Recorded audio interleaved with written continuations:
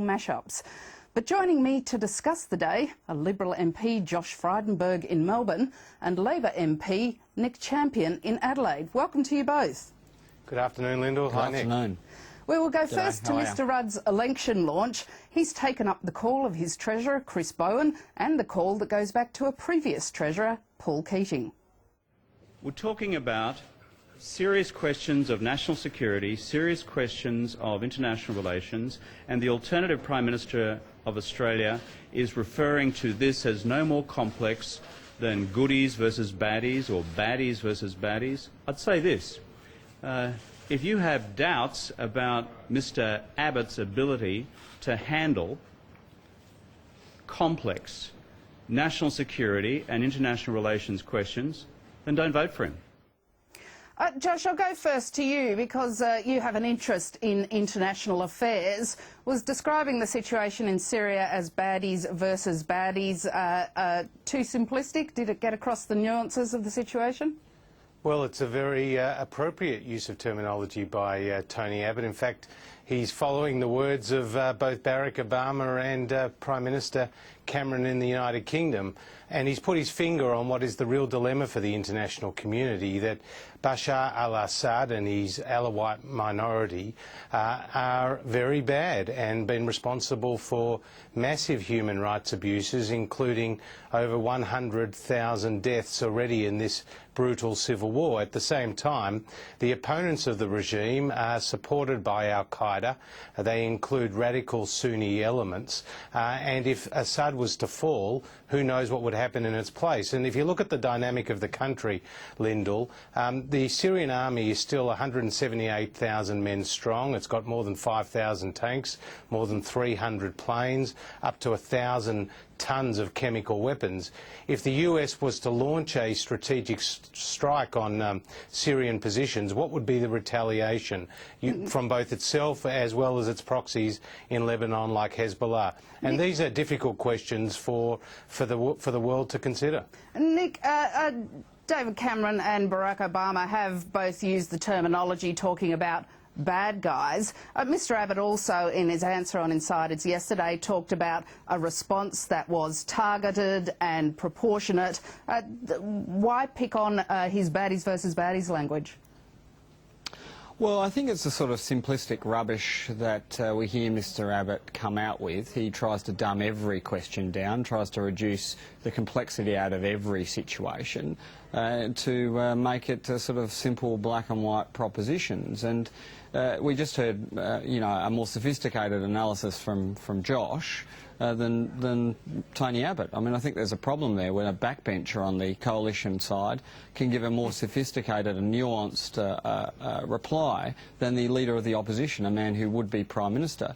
One also would wonder about what the many Christian communities in Syria think about being labelled baddies. I don't think that that's an appropriate way of discussing what is a very, very complex picture.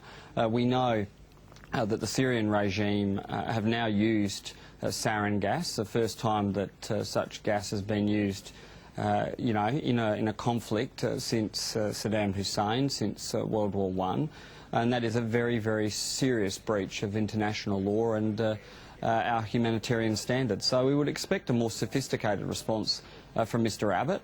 And as the Prime Minister says, if you know, Mr Abbott, you know, if people have doubts about that approach by Mr Abbott, they shouldn't vote for him. Can I just say, Lyndall, I mean, what Nick Champion won't say is that Kevin Rudd himself has used very inappropriate language in diplomatic circles. We know about his derogatory language where he called the Chinese rat effings at the Copenhagen summit. He's apparently used language around Ban Ki-moon, the UN Secretary General. He apparently leaked a conversation that he had with President George W. Bush, where he said President Bush didn't know what the G20 is. I mean, the point here is that Kevin Rudd has a very poor record in foreign affairs, particularly for someone who was schooled in diplomacy, was a former Australian diplomat. I mean, that's the problem, Lyndall. He pulled Australia out of the quadrilateral security dialogue. He abandoned selling uranium to India, which was later reversed by Julia Gillard.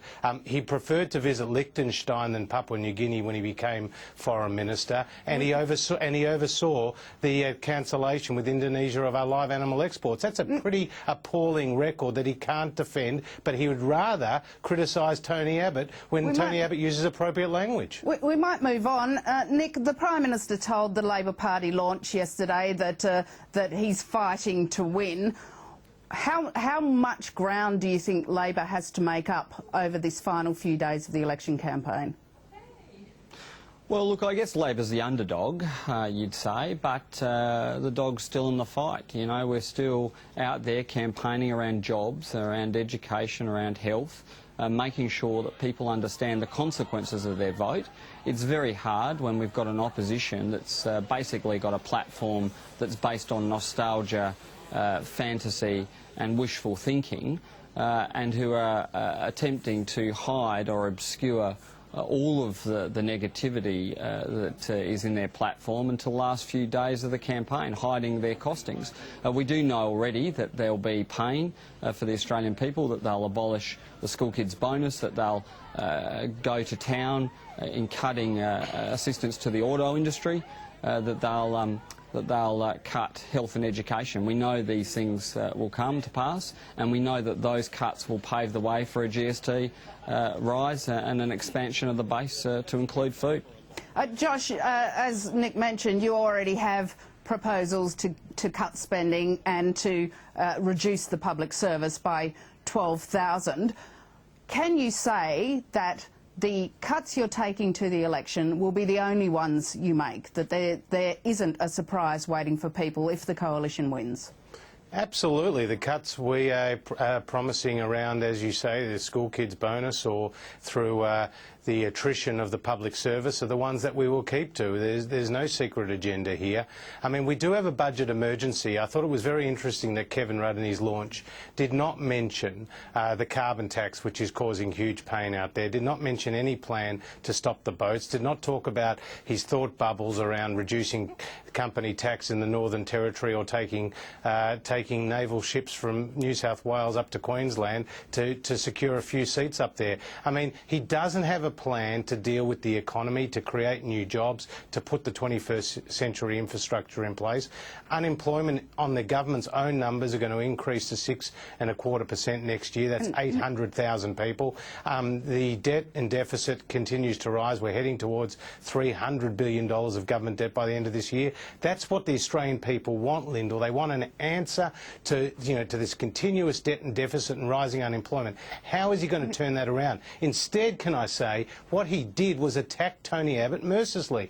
I mean, there was 15 occasions in 360 words where he mentioned Tony Abbott by name. Can he focus on the policies, not the person? I might just move on to Nick. Nick, in Labor government economic statements, you have had to raise taxes, you've imposed successive efficiency dividends on the public service.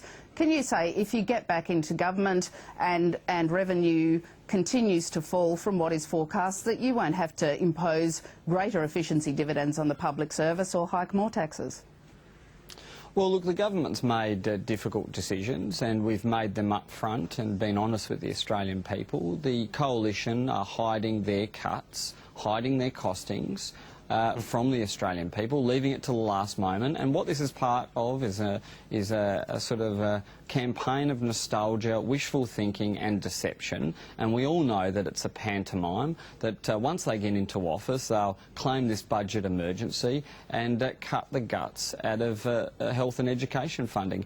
And at the very same time they're doing this, they'll be spending $3 billion of taxpayer money on a boondoggle that's called direct action, and they'll be putting in place this gigantic parental leave scheme, which gives $75,000 to millionaires to have a baby. I mean, it's just bizarre. And they've got the wrong priorities. Their priorities will be cuts to the poor and to the middle class and welfare for the very wealthy. I mean, it's bizarre. Josh, I might go to that question of direct action, because Tony Abbott was asked today in his National Press Club address if his spending didn't manage to hit the target of reducing emissions by 5% by hit that target, would he spend more? And he said the spending we've outlined is the spending the government will do. Does that raise the possibility that if direct action falls short of meeting that target, that you simply won't meet it? That's not true at all. I mean, we're very confident, and we've done the deep analysis on this issue, that our program of direct action will meet that 5% reduction in emissions by 2020, and that is based on our renewable energy sources that we're supporting. That is based on finding the lowest cost of abatement. I mean, I thought it was very interesting that Tony Abbott today focused in on the carbon tax by saying that on the government's own numbers, it's going to increase to $38 by 2020 and a remarkable $350 by 2050. And even on the government's own numbers, Lyndall, the emissions are going to increase in Australia by 2020 from 578 million tonnes to 621 million tonnes. The only way Labor believes that it can reduce emissions or meet that 5% target is by going offshore and spending $3 billion of Australian taxpayers' money. That's just not on. Is direct action one of the 200 policies you put into the Parliamentary Budget Office for costing? Oh, we've had a cost. We took it to the last election and went through the continuous process, but I can tell you that it goes through all the proper processes. It will be looked at, revisited in terms of the analysis to ensure that all the boxes are ticked, but we're very confident that we've capped and funded this policy in its entirety, that it will work to reduce the emissions in the Australian economy by 5%, and we don't need to go down the path that Labor is of spending billions of dollars of Australian taxpayers' money by buying permits offshore. Nick, the Coalition has mounted a 4-year campaign against the price on carbon, both the CPRS and also the carbon tax. Tony Abbott has framed this consistently as this election as a referendum on the carbon tax. If Labor loses, do you remain committed to that carbon price? Well, we intend to win, and we intend to win and make sure that the sort of great challenge of climate change is met. We know that there'll be huge costs to our economy, to our planet, if we don't deal with climate change. Pricing carbon is the most effective mechanism for doing that. It makes sure that there's a market mechanism for doing that.